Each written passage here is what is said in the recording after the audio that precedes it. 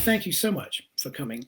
And a huge, huge thank you to the St Andrews Alumni Association, to Elaine Cartwright, to Gary McFadden, to Audrey Dice, and to Laura Gordon for organising this event and for signing me up as the very first online book club event, of which I gather there will be many, many more. Hang on one second. Now, for those of you who I don't know, who don't know me, I thought I'd give you a very quick potted intro as a sort of biog. I was born in Fiji, as was my brother, was brought up in Cyprus. Then my parents moved to Vienna and then Lagos and then Bonn. They were working in the diplomatic and we went to boarding school. I went to Sedbergh. After Sedbergh, I went to St Andrews and I was there from 1986 to 1990. And I graduated in a single honours German degree. Now, that is all I'm going to tell you so far. You will find out the rest as we go along. So I'm here tonight to talk about the lizard. I'm going to answer any questions you might have, which if you type them up, they will be seen in this feed right here. So if you type something, I will see it and I will try and answer it before it flies at the top of the screen. I've also had a few questions sent to me already, which I will answer. I will talk about the backstory to the book, the inspiration for writing it, and also a little bit about my time at St Andrews, how I became an actor and then a writer. First of all, though, I hope you're paying attention because I'm going to tell you a Shaggy Dog story. Okay, now in my first year at St Andrews, I was mad keen on playing squash. Sometimes I would play twice a day. More often than not, I would play at the Butts wine courts, which were just a stone's throw from Sally's, which was my halls of residence in the first year, and in fact, for my final year. Now, in the summer term of my first year, they closed the courts for refurbishment, and I was at a loss for what to do. At the same time, my good friend Nick Velicott, Nick, if you're watching, greetings old chap, Nick asked me to help him out with an audition. He wanted me to accompany him on the guitar to a song that he was going to perform for a production that was being done by the Mermaids Drama Society. The song he was going to perform was 8 Man by the Kinks. I thought, why not? So we practiced the song, we rehearsed it, and we performed it in front of the director. The director offered Nick the job. And then he turned to me and he said, what about you? Do you fancy being in this production as a sort of actor, muso, walk-on extra background type thing? And I thought, why not? There's going to be a lot of why nots in this story. Anyway, as luck would have it, the production was cancelled. It never got off the ground. And I was a little peeved about this because I was looking forward to it. And I thought, right, I'm going to audition for the very next production that appears on the drama notes board. And I did. And it happened to be Entertaining Mr. Sloane by Joe Orton. Stupidly, I put myself up for the lead role. Incredibly, I got it. However, I didn't hatch it up completely and the play was a success. And I was asked to perform in other plays, including Tom and Viv and Conquest of the South Pole, both directed by Richard Barron. Richard, if you're there, greetings old chap, and produced by the wonderful Jerry Dyer. Jerry, I'm fairly certain you are there. Bonsoir, bonsoir. Now, Jerry paid for the productions, he produced them, he also took the pictures. And in fact, this here is a picture of Conquest of the South Pole. That is me right here with the guitar, playing the part of Seafoot the Moose. That is Crispin Bonham Carter. That is Nick Velicott, Adam Hobson, and myself. And this story was about 4 unemployed Scottish lads who camp out in the attic and reenact the conquest of the South Pole using washing lines and bed sheets as tents. Anyway, I was getting rather used to this acting thing. I thought it was fun. It was a nice break from swingnastics and karate club and downing endless pints of cider and black at Marbell's Tavern. And then in the 4th year, Richard Barron asked me to audition for the part of Stanley in Streetcar Named Desire, and this was going to be held at the Bar Theatre. It was very snazzy. Again, produced by the wonderful Jerry Dyer and his production company Hemispheres, directed by Richard Barron. And in fact, here is a still. That is Kelly Callan playing Blanche, and that is me, all hairy, cigarette, and tank top, or something equally dubious. Now, these wonderful pictures, one of them was turned into the programme and a poster, which looks like this. There it is. This is the poster of Streetcar Named Desire, and that is me. Yep. No airbrushing. Hard to believe it. Don't recognize me, I'm sure. I don't recognize me, but that is me. Now, I know it's hard to recognize because it was plastered all over St Andrews, and I was very pleased with this. And I would hang out and watch people's reactions, and I'd stand there, and they'd come up to it, and they'd go, "Who's that guy? He's fit. Who is he?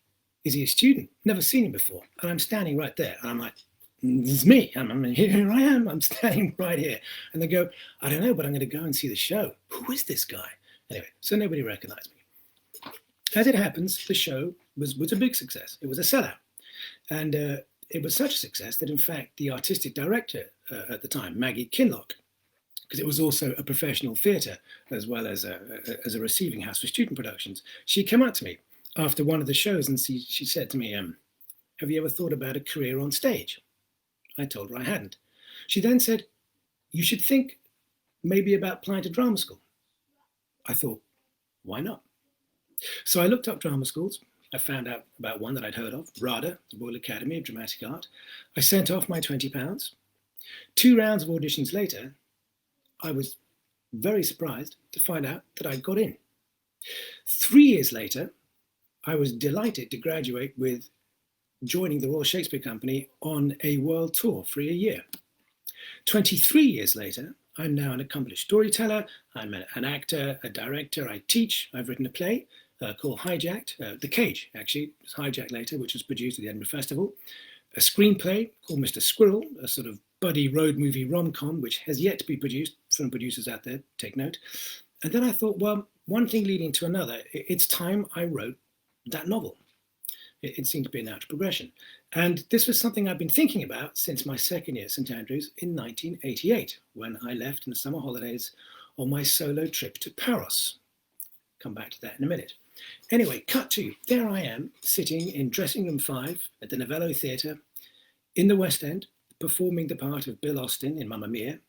And in my downtime, I am working on what was originally called Anonymous, and then Hunter-Gatherer, very briefly for a while, The Reflex, I blame Duran Duran, and finally, The Lizard. A year and a half after that, thanks in no small part to my fantastic writing mentor and agent, Jeff Orvan, and of course, my wonderful publishers, Muswell Press, the conclusion to this Shaggy Dog story is this. The Lizard, bound in hardback and recently praised by The Guardian as a read at a sitting page turner. All because in the summer term of my first year at St Andrews, they closed the squash courts. Now I'm going to take a little drink. I trust you guys will do the same. Here's to you.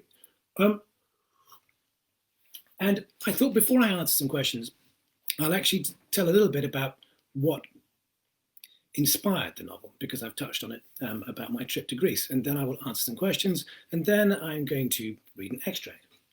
Well, when I left St Andrews Uni in my second year in 1988, in the summer holidays, to go to Paros on my own with my army surplus backpack and a pair of gym shoes and a towel, about £55 worth of traveller's checks, I wasn't obviously going with the idea of research and development for a novel. I was going, I was hunting less lofty goals. I wanted to become a beach bum and get a tan. I knew I'd have to work to eke out the funds, but basically I wanted to get some headspace. Little did I know that I would end up being chased off the island by the police, or that I would suffer 2 years of flashbacks, having OD'd on hydrochloric acid-based diet pills called Ponderols, come to those later. Nor did I ever think that I would spend an entire evening being chased around the hinterlands of Paris's capital, Perikia, by a gang of knife-wielding Turkish students. Again, I'll come back to that. I did achieve some of what I set out to do. I lost all my body fat because I couldn't afford to eat. I turned nut brown thanks to the negative SPF effects of Johnson's baby oil, which was an 80s practice at the time, for which I blame Wham. And all the hairs on my body turned white, including my arms, my eyebrows, obviously my head. This was partially thanks to the Grecian sun, but mostly due to the copious amounts of sun-in that I applied in the toilets at Heathrow. Having said that, there were other successes. My knack for languages came in handy. So that German degree that I was working through at St Andrews, it had its place. And in fact, it was on a job they call kamakiing, which I held down for about 3 nights, I think it was. Kamakiing is where you stand outside a restaurant and you chat to tourists in a bid to lure them in to come and eat. Now, this had been going really, really well until I took umbrage with one of the waiters who'd been calling me Yeneka over and over. Now, Yeneka means woman. And I fancied he was calling me it because of my bleached eyebrows and my sort of fuzzy blonde hair, possibly. Although more to the point, I think it was because I was scoring more tips than him because I could speak French and German. Anyway, eventually I flipped. And I know now that this was due to the ponderolls because it had this strange anger effect on me. I flipped during the shift and I grabbed an unopened bottle of red wine from behind the bar and I chased him through the tables. It was a packed restaurant, trying to club him over the back of the head. And I missed, luckily, and was fired, of course. But the chef, who was half Parisian, half Greek, insisted I stay and work the rest of my shift because he needed me. I also needed the money because I was completely broke. So me and the head waiter kind of circled each other for a couple of hours and I finished the shift. And then once the clientele had gone, he said to me, okay, stay, I want to cook you dinner. And then one of the weirdest things happened. The head chef, myself, the guy I just tried to kill, sat down under the stars in the terrace and we had this fantastic meal. And we ate and drank and smoked till about 3 o'clock in the morning, talking a mishmash of French, which I could speak a bit of. The chef was half Greek, half French. A bit of Greek, which I could understand, and a bit of English, which obviously I could do fine. And with the help of alcohol, we were all on our way. And then finally, at 3 o'clock in the morning, the chef stands up and the waiter stands up. And he said, okay, you can go. Don't come back. And as it happened, I only spent a couple more nights on the island because, coming back to the Ponderold drug incident and the Turkish students, I had been hanging out with a group of Liverpool lads who I'd nicknamed the Beatles. They were some bricklayers who had more tattoos than hair, and they were John, Paul, I think Richard, and I know the fourth one was Adrian. Anyway, I called them the Beatles. They taught me to drink tequila. They got me in all sorts of trouble, but they took me under their wing. Unfortunately, they also had started up a sort of warfare on their campsite. Now, I was sleeping by a goat hut further along the beach where I used to stash my stuff, and they were sleeping in a campsite. And they'd started a stealing war with this gang of Turkish students, who actually I knew quite well. Their leader was called Razir, and we used to hang out on the beach. And I often had to kind of come between Paul and Razir in sort of about a fisticuffs and stop them. I mean, not that I did any heroics, I just literally got in there and said, okay, guys, stop. Eventually, the stealing escalated to the point where I think Paul had taken a ghetto blaster, a big one, and taken it. And that night, we are, I think, either in the Londoner or Slammer's bar in Paris in the middle of the night, and suddenly Razir and his gang arrived with flick knives, and they went for us. And so we had to run for it. And we split up, and I spent the entire night hiding, basically, sort of in the scrub behind Perikia. And then in the morning, I went back to the campsite, and I hid, and I waited for Razir to come out, because he always went to the cafe for breakfast. And I confronted him. I said, listen, this has got to stop. First of all, I'm nothing to do with this. They don't mean it. Let's talk. And it's calmed down for a while. The problem was the police had now got involved. And then I think a day and a half later, Razir went for Paul again. This time the police chased Razir. Razir chased Paul. Paul jumped onto a ferry. They all followed. And then the ferry left and started to leave the harbour, at which point Paul jumped off into the water some 30 feet below and was arrested. And when he was arrested, the rest of the Beatles were arrested. And then the problem for me was that Paul had been looking after my passport in his tent, because I used to stash everything in the goat hut, but my passport he looked after. And when he was arrested, I knew it was a matter of time before they came for me. So I sold my spear gun, which was a dubious purchase I committed to with about 3 days of arriving on the island and eating up most of my budget. I sold it for a ferry ticket and a sandwich. I had a friend extract my passport, and I took a ferry to Athens, and I then slept on a bench for 3 nights, waiting for my friend Nick Velicott to turn up to have the holiday that we'd always planned to do at the end of this stint. And he arrived at the airport, and we went to go and get the bus. And he was looking at me rather strangely, because by now I've completely transformed, A, to look at, but also I know that I was rather wild-eyed and definitely gone feral by now.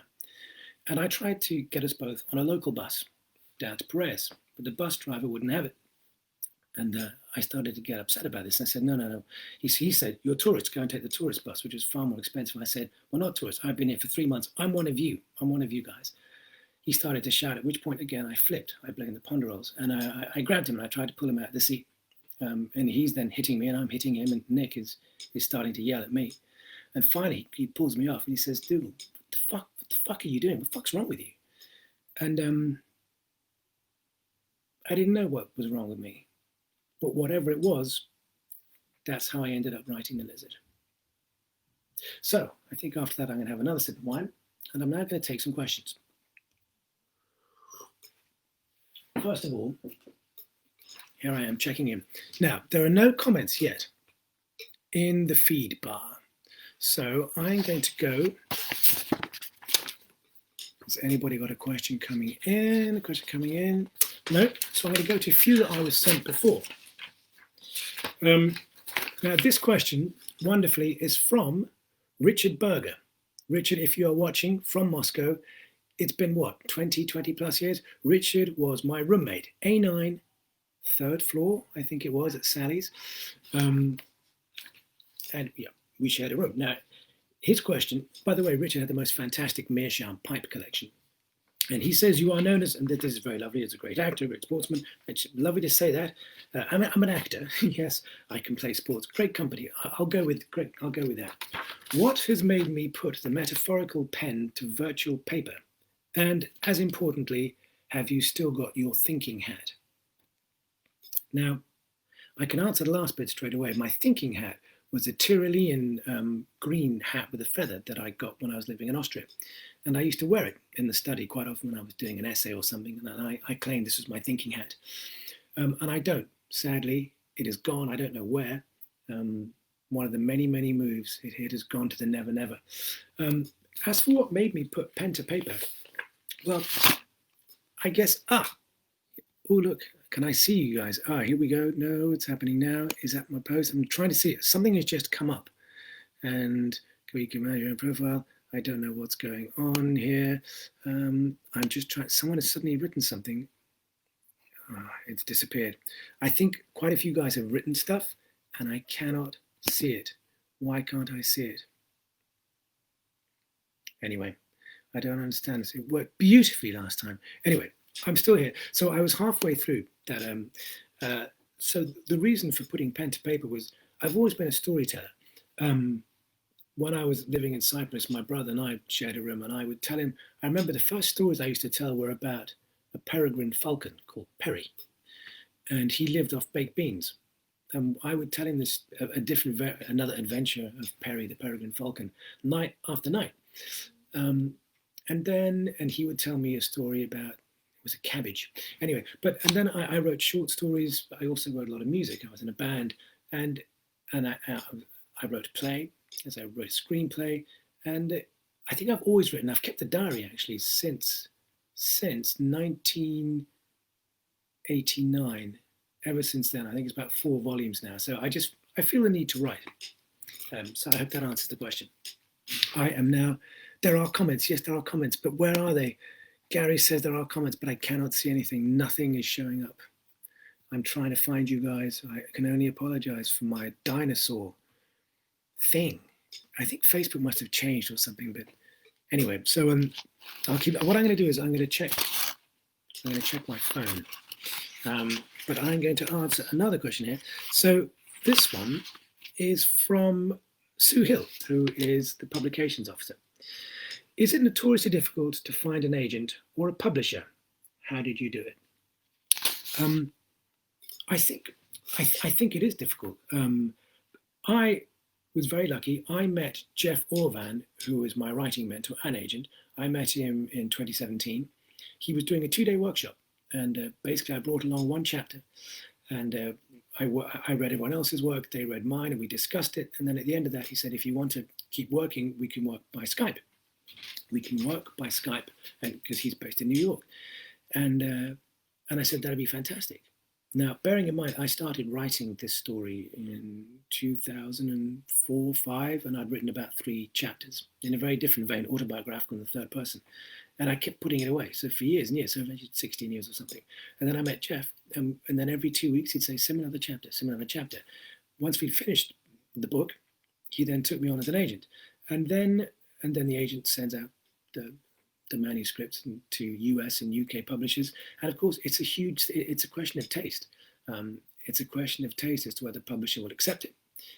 It's also a question of whether another one of their authors has got something similar that could be in competition with it when it's going to get released. And again, as I always I tell people when I teach actors too, that you can give somebody the best chicken they've ever had, but if they really want fish, it's not going to work. And that's sort of how it is in this business, with acting, with anything I do, any kind of artistic endeavor, that there's an element of taste that you just cannot second guess or get your head around. You just have to do your thing. And in fact, I came across Muswell Press, and I was very lucky to time sending the submission, because Jeff and I were sending submissions out together. I was very lucky to time my submission when they were heading off to go on a sort of retreat to read new submissions, and I caught them right at the right moment, and they jumped at it instantly. And I'm just so incredibly grateful. It's wonderful, and yes, it is. It's very, very hard, and I think to get published, you always hear stories of J.K. Rowling's manuscript was in a bin, and somebody found it in the bin and took it out and gave it to someone and said, no, you need to read this again. And I'm sure these things are possibly true. John Grisham, I think, only ever had 5,000 copies of his very first book released, and look at him now. Now, I am looking at comments. Am I on full screen? No. Am I on full screen? As far as I know, I am. Hang on a second. This is again. How do I do full screen? How do I do full screen? I'm trying to do full screen. I'm just closing that. I'm just closing this for a second. Put that out the way, see if I can get you on full screen. But nothing seems to be happening, so I really don't want to annoy you guys any further. My post.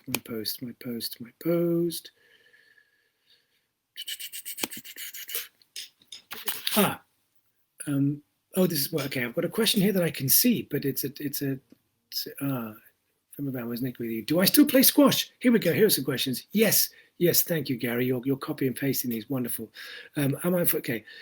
Did you write an outline? No, I didn't write an outline. And in fact, I was recommended to read a book called On Writing by Stephen King by a good friend of mine, Simon Williams, who's an actor and an author.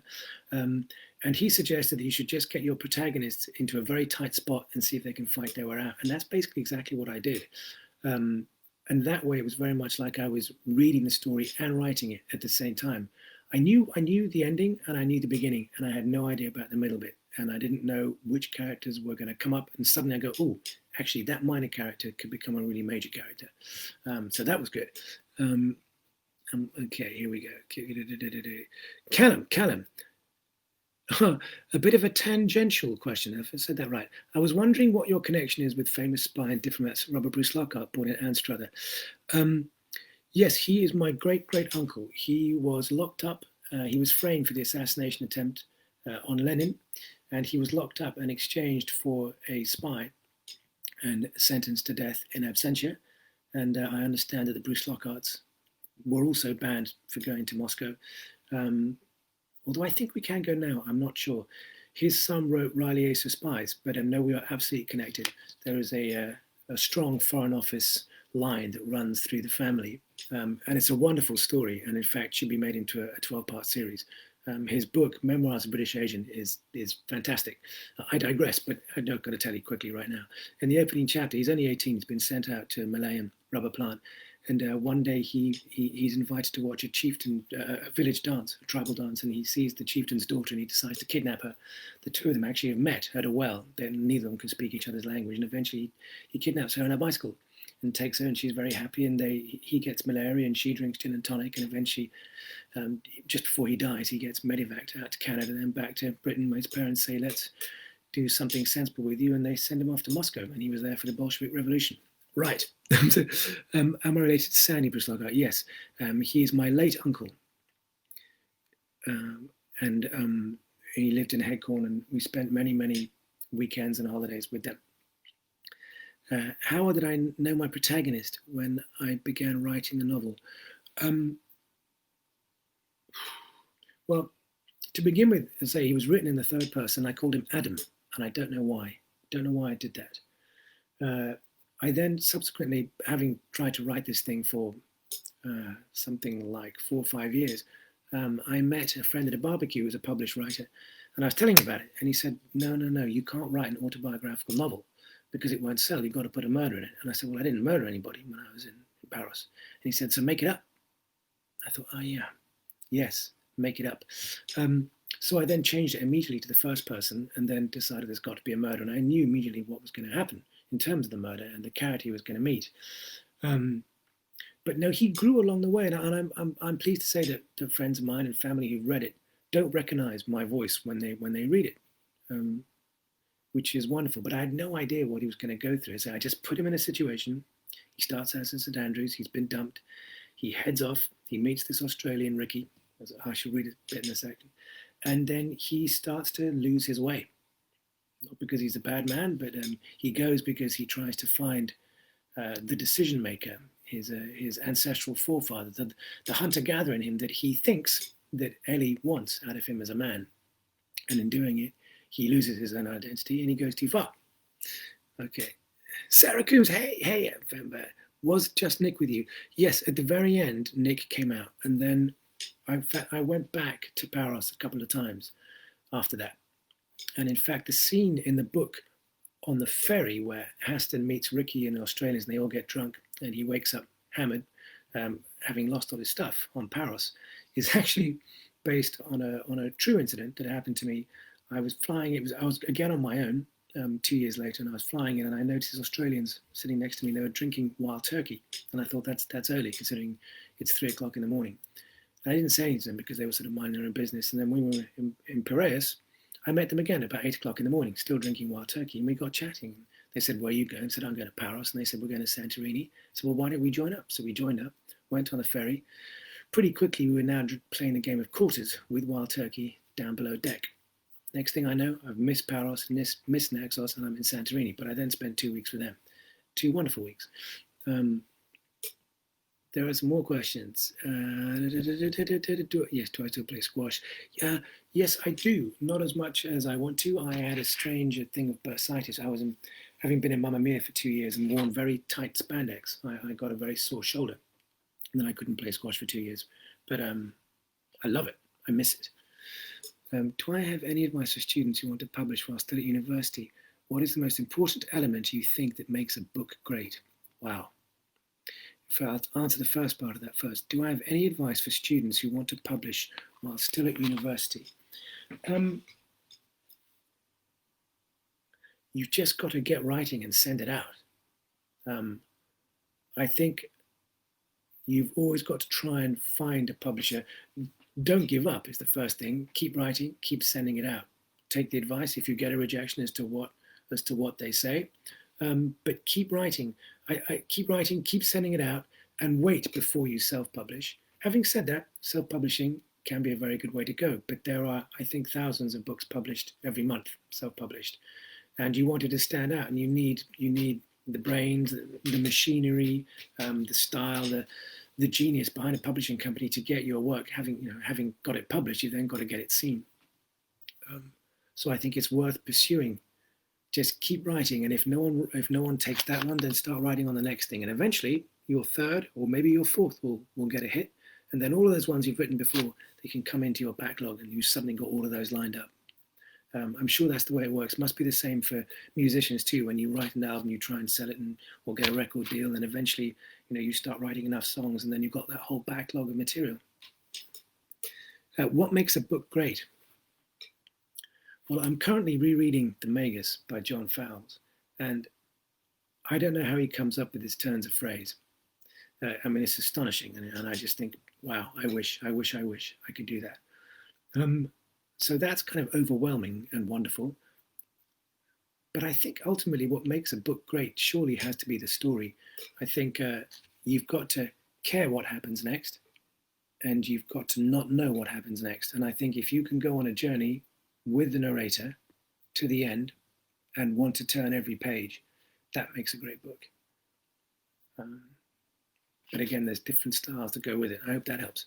Are you a natural writer? I don't know. I have natural inclinations to be a writer. So I would say yes, I am. I think yes. Songwriting, telling stories as a child, yeah. What was the low point writing the novel? How did you get through the low points? No, the low points. My gosh, I just suddenly come to a huge block, and that's where having someone as incredible as Jeff Orvan is brilliant. Because if you're writing on your own, after a while, if you get stuck, you just stop. Then you edit what you've written. But if you've got someone like Jeff, they're going, no, okay, let's talk about it. Right. So why doesn't that work? Let's go back. Can we solve that with this? Can we solve it with that? Look at this. Look at that. Look at this. There'd be days when I would write fluently, and there'd be days where I just sit there and I'd write the same sentence over and over. But actually, knowing there was somebody out there going, I would like that piece in 2 weeks' time, just kept me going. That was wonderful. I can't think of what point I got completely stuck here. There was one chapter, one whole passage that I cut because even though it was great fun, it was entirely unnecessary.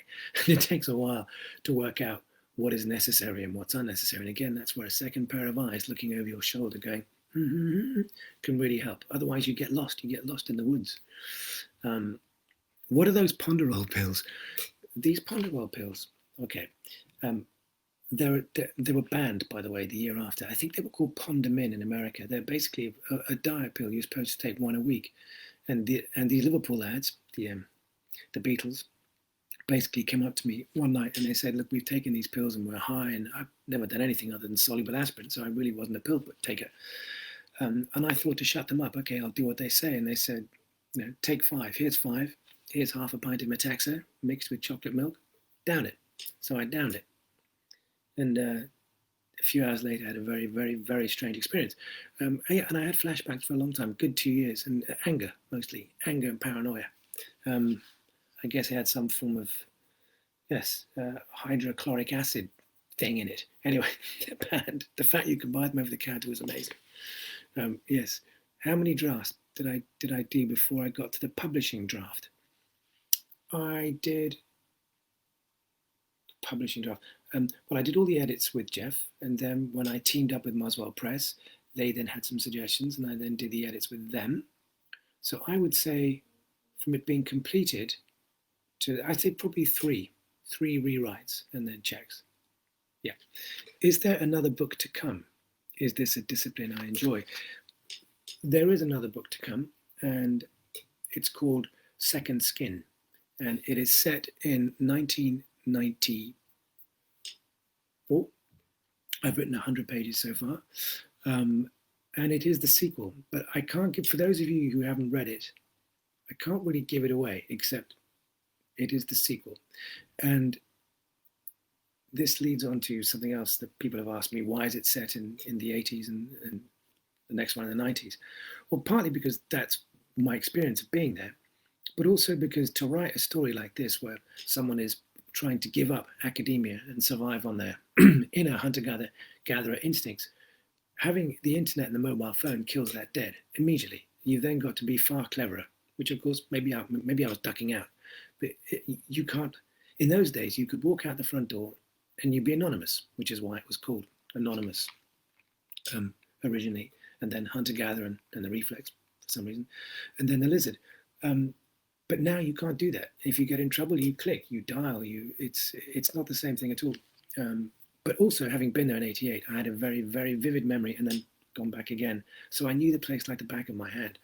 But this story is on its way. I've written about a third of it. And lockdown, you'd think lockdown would help, but it sort of doesn't really, because we're homeschooling too. So actually, before I was in Mamma Mia and I had all day and only one child. Now with 2 children, schooling, lockdown, and the need to drink red wine once one sort of starts about 4 in the afternoon as a result of that is preventative. But I think things are going to change because Mackenzie came back to school and Cassidy's back in nursery. And So hopefully lockdown will be starting to release and things will be looking brighter. Is it a discipline I enjoy? Yes, very much. I think that was one of the reasons why I wanted to write a novel, was that with the screenplay I've been working on for a while, there are so many cooks that want to contribute, that especially from the financial side of it. And I thought, I just want to write a story that's just me, with help from my writing mentor, just me. And if people like it, they like it. And if they don't, they don't. But it's going to be just me. There's the story. Type it up rather than handwrite it. Done. And again, it's the need to tell stories, I think. Thank you, Gary. Thank you so much for passing those on. Now, I still can't find this feed. I know that there's lots of you there because I can see there's 50 of you all online now, probably asking questions, and I have no idea how to get there. I did before, but Facebook has changed. So luckily I have more questions here. I shall look this one up now. Oh yes, this is from Elaine. How do I look back on my time at St Andrews?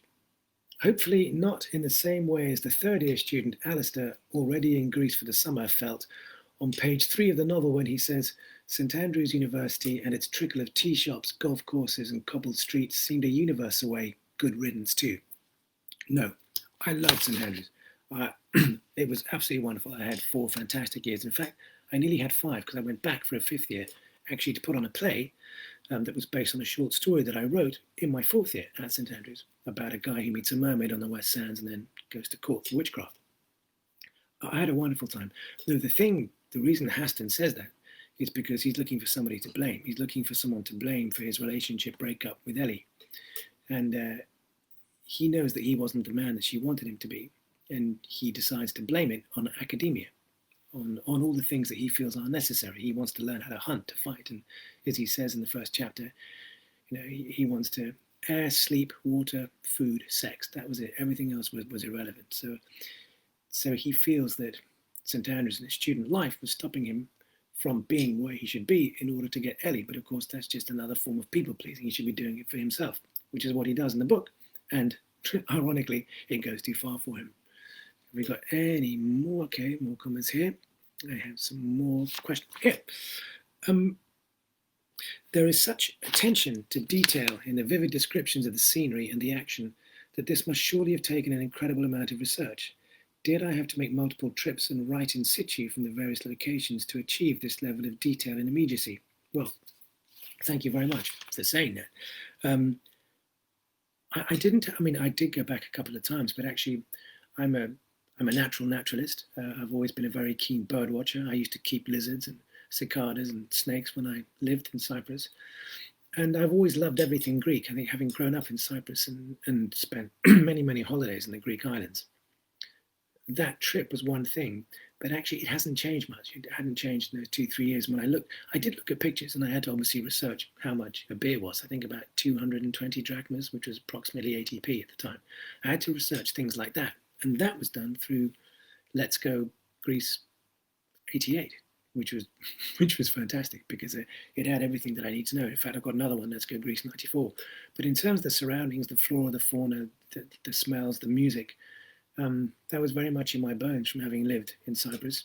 And I just remembered Pariki. I can still probably draw you a map of the whole thing. I remember it very well. Those 3 months were mad and etched into my spirit. And it just took me 30 years to let it out. Oh, look, here we go. Have I been influenced by real-life characters to come up with the characters in your book?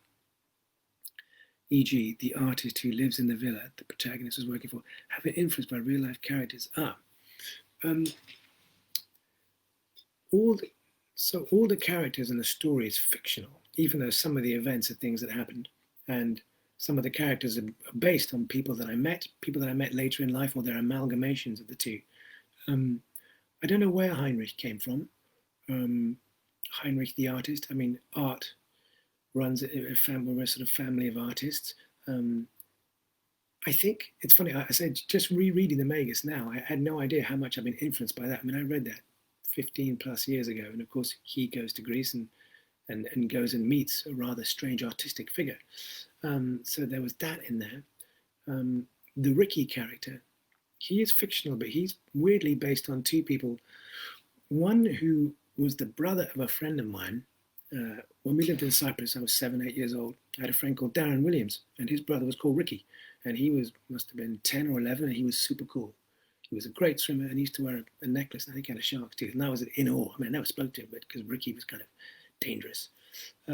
So I know nothing about Ricky, but that's where the name Ricky came from.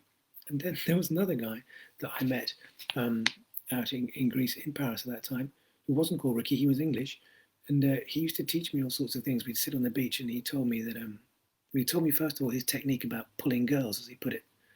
And he said, don't bother with this going out there and getting drunk and doing drugs and all that kind of stuff. Just sit in a bar with a book; they'll come to you. I was like, yeah. And the other thing he said was that beer doesn't make you fat. Just don't eat anything else. Just drink beer and you won't get fat. I wasn't a huge drinker in those days. Not that I am now, but... okay, so here's another question. How did I manage to keep the reader on side?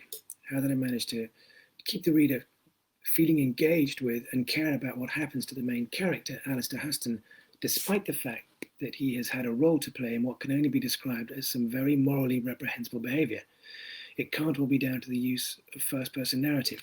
So how did I manage to get people to side with Huston all the way through? Well, the thing is, he's not a bad man. He's a weak man to begin with, or rather, I don't think he's even a weak man. He's just undecided. He doesn't know what's right or what's important. He's trying to find the answer out there from within. So when he gets the job offer to begin with, he doesn't know that he knows that he's going to be recruiting artists. He doesn't know, I don't want to give away too much here, but he doesn't know, he knows that what the artists get offered, if I can keep this cryptic, is entirely their choice. And he has no idea about the third thing, which is probably very obvious, but then, like the Titanic, we know it sinks. The joy is finding out how. So I haven't given away too much. And also, I think he's presented at every moment in this sliding door chain of events. He's confronted by things, and he has to make a decision. And he doesn't always make the right decision, but he makes a decision that he thinks is best at the time. He doesn't go out of his way to cause anybody any harm, except when he's pushed, except when he's cornered. So, and I think maybe humor, maybe his perception, I don't know, I mean, it's a very good question. I'm just thrilled that you did feel that way about him and didn't feel that he was negative. And of course, I've got to carry that on into the next book now, but that's a very, very different story. Here we go. Are there any more questions here from the group? I've got another one here. Right. Just excuse me 1 second while I look here, because I have them typed up on this one. This is from Laura in the development staff. How important was the location that I selected for the novel to be successful? Could it have taken place somewhere else? And what made me select Greece? It had to be Greece, really, because I think they always say, especially for your first novel, you should write about something you know about. And I knew that inside out. And I've been thinking about a story that I should write, set in Paris. It could have been somewhere else. In fact, the next one is set on Zakynthos. But I think if it had been Sicily or somewhere else, I mean, it could be set somewhere else, but then I'd have to research academically everything. And I felt like I had it at my fingertips, so it seemed a shame not to just go with Greece, because I knew it, loved it, and spent so much time there, and grew up in Cyprus and understood the flora and fauna inside out. If it were made into a film, who can I visualize playing each of the key characters? Well, I don't know. I've been asked that before. I know that my good friend Mark Warren recently read it, and he's a phenomenal actor, and he would be a fantastic Ricky. He and I talked about his Aussie accent, but he would be brilliant. Of course, the ages would change because he's older than Ricky is. Having said that, I know that there are film companies, Australian film companies, American film companies, looking into rights at the moment, and obviously having a wonderful Australian in the part of Ricky. Again, I don't know. Tom Hardy a few years back would have been a great Huston. I don't really know the youngsters out there now. It depends if they're going to be cast. And again, this is something I know nothing about. Hopefully, when the film is made, and I have some input in it. as to what age group. If they stick with St Andrews and undergraduates, then it can only be someone at least with a playing age of between 20 and 24, maybe, or 23. So I don't know. And I was thinking about who would play Heinrich. It's one I've been thinking about a lot, because I can, looking ahead to the day when they go, right, we've got a film offer on the table. What are your thoughts about casting? I don't know. I'm enjoying writing this sequel at the moment. I'm looking forward to that moment coming, and when it comes, it's going to be a wonderful problem to have. Which was the most difficult section I found to write, and why? I think the ending. The ending, because the denouement, the beginning was easy. The middle bit took me a long time, but eventually I got there. But the ending, because there were so many sliding door moments and escapes and near escapes, I thought at some point this has to end. And I knew where I wanted an ending back at St Andrews, but I didn't know how to get from that final bit, because it felt like whatever I did perhaps wouldn't quite be right. What was the right tone? And I spent a lot of time trying to figure that out. And that took me that was one of the hardest things to do, because also by that time, everything you write has a knock-on. And after a while, you get so many knock-ons that you can only go a certain way. But if those knock-ons aren't right, you then suddenly find a contradiction back here, then your ending is stuffed. I'm buzzing. I'm just wondering if this is more messages coming in. Here we go. Messenger, great. Who are some of my favorite authors? My favorite authors are William Boyd, Charles Cumming. At the moment, absolutely, they've been my favorite authors for a very, very long time. And in fact, I've just finished Charles Cumming's new book series. It's called Box 88. It's not out yet. It's coming out in October. Wonderful. But if you enjoy your spy thrillers, they do not come any better than Charles Cumming. And William Boyd, I've read all of his novels. In fact, his first novel, his debut novel, A Good Man in Africa, I read when I was 18 in Africa, not just in Africa, in Nigeria, because it's set in a fake West African country. I read it in the house where the book was actually set. I know this because I met William Boyd later, who told me about this. The final scene, the party scene, is set in this British embassy outhouse near Ibadan, and I was 18 reading this book. It's hysterically funny. In the place where it was set, listening, ironically, to ABBA's greatest hits. Little did I know, 30 odd years later, I'd be performing ABBA, writing a story that would then get critiqued by William Boyd, because I met him in rehearsal. He's a good friend of director Ed Hall, who was director of Capella. And William Boyd came into rehearsal. This was probably 10 years ago, or perhaps less, slightly less. And I was like, my gosh, William Boyd. And he knew Ed. He was good friends with Ed. And I cornered him afterwards, and I explained that I'd read his first book. Then he said it was set there. And I said, well, I'm writing a book, and one day I'd love you to read it. And he said, absolutely. So when I finished it, I sent it to him, and he very kindly gave me these wonderful words of praise. And then Charles Cumming, in fact, A Spy by Nature, his first book, influenced me hugely. The tone and the rapport, again, first-person narrative, the rapport between the writer, what he says to the characters, what he thinks, and what he reveals to the reader was just breathtaking, stunning. And I read that in about 2006, and I knew that was sort of the way I wanted to go. And in fact, I was so moved by it that I looked Charlie up. I sent him an email via the publishers, and he and I met in Queen's Park. And we met in Gale's coffee shop in Queen's Park, and we talked about MI6 and writing, and I thought what a wonderful film it would make. And then again, Charlie very kindly read my book when it was published and gave me also a wonderful critique. So to have William Boyd and Charles Cumming on the front cover, my two favourite authors, is mind-blowing. And as I think I mentioned at the press launch, I'm just only sorry that my my parents aren't with me still, aren't with my brother and I to witness it, because they were huge fans too.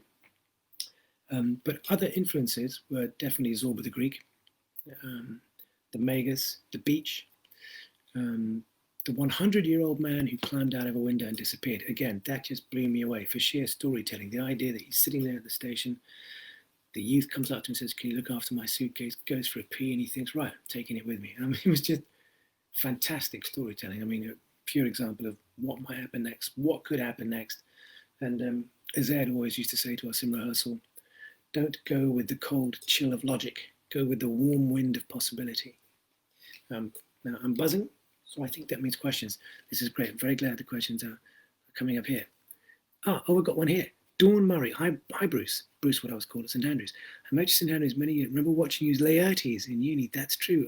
Wonderful. Yes, Laertes. That's right. I played Laertes at a production. John Sackville, he was John West at the time, was playing Hamlet, and that was in my fifth year.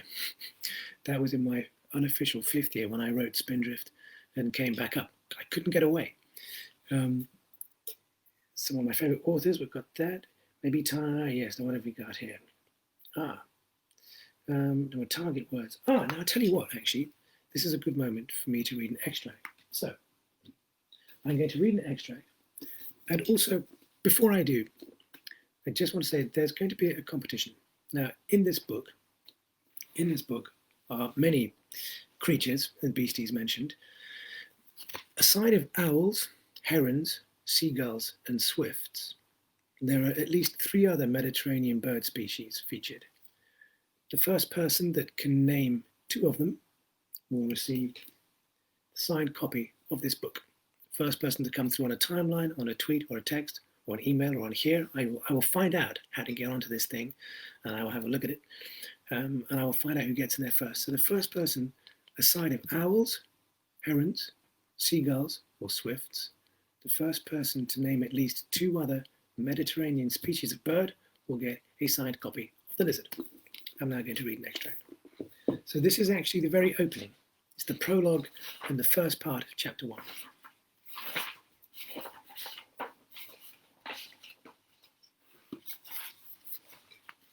Prologue. According to Ellie, I was too eager to please, unable to make a decision, not my own man, which is why she dumped me, why I left for the Greek islands in the summer of '88 and ended up in jail for murder. How far back the seed was sown is impossible to tell. Nothing comes from nothing. Be it fate or free will, life boils down to continuous binary code, a never-ending series of choices, yes or no, in or out, fight or flight, until death ends the equation. Humans overcomplicate it. We invent shades of grey, hover in a limbo of moderation and deem it intelligence. Only the mad and the brave change the world. The rest look on in wonder.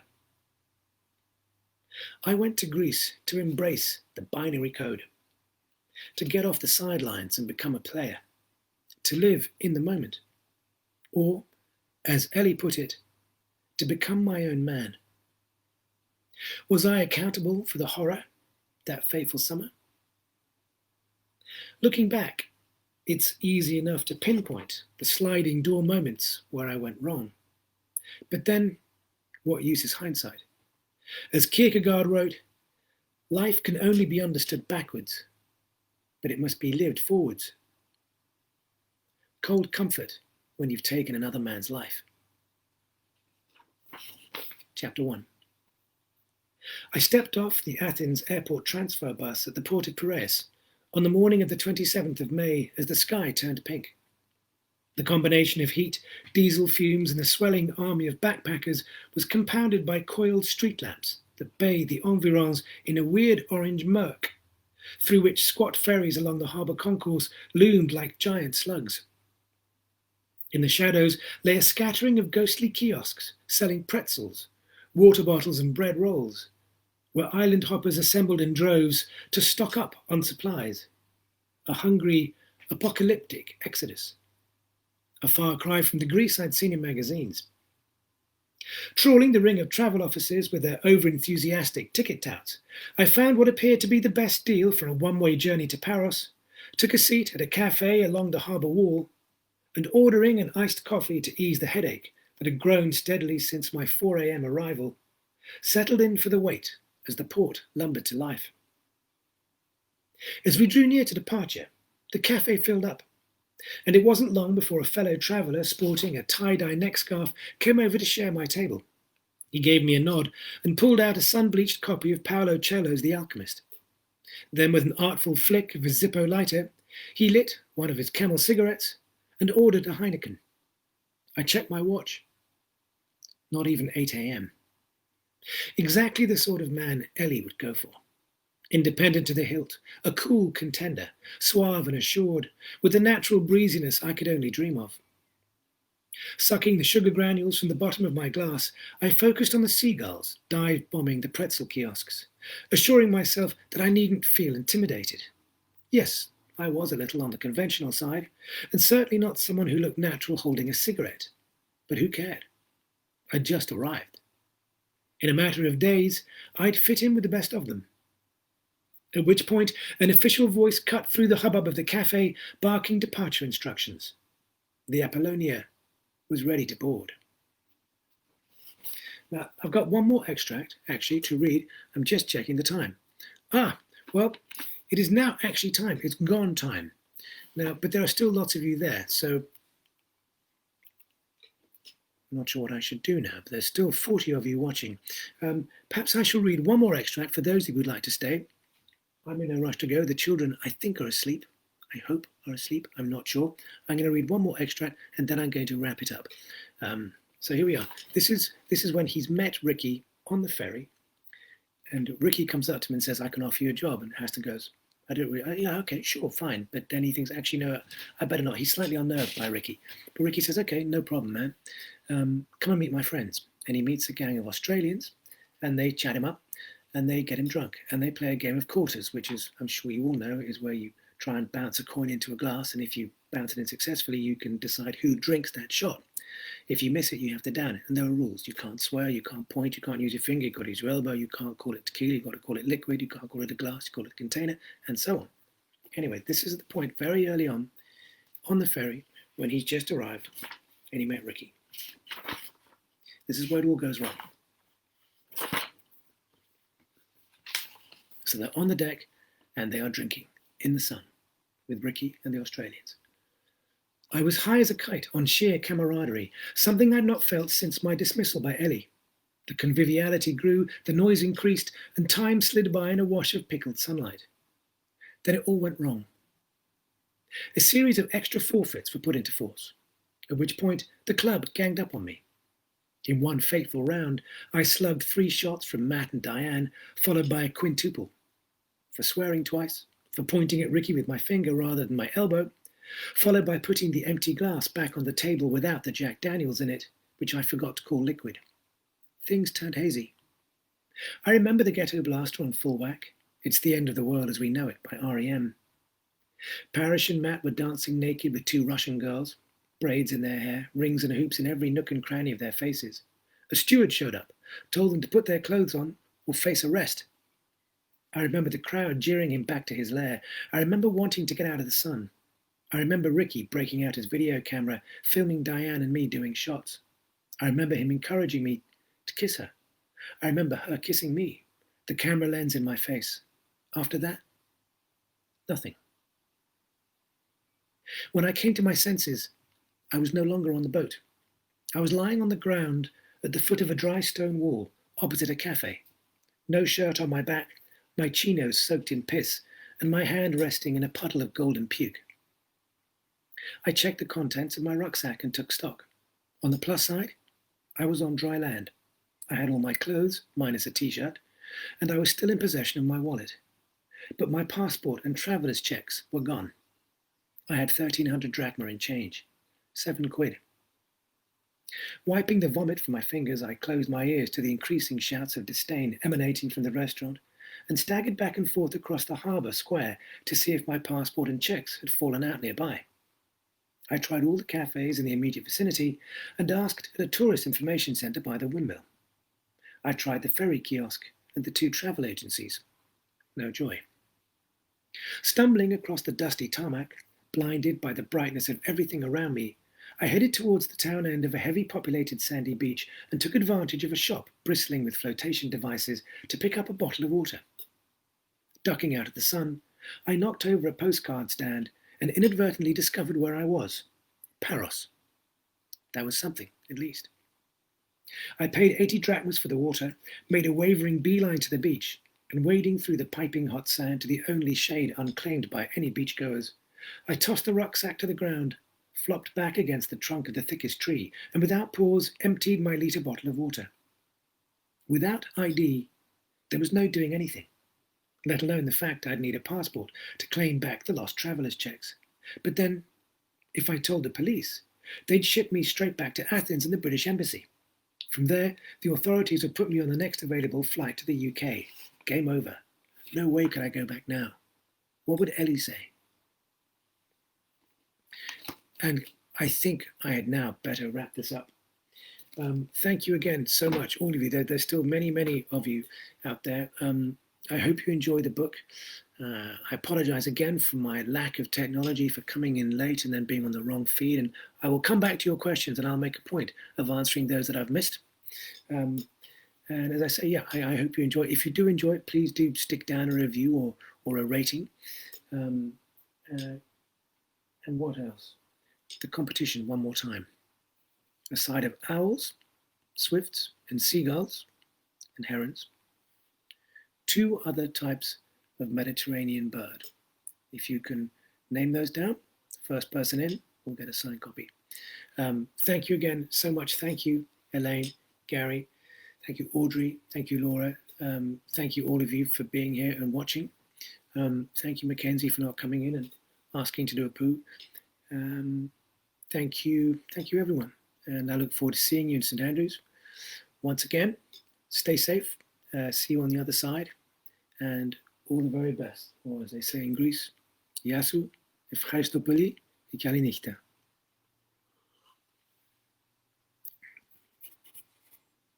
Bye-bye.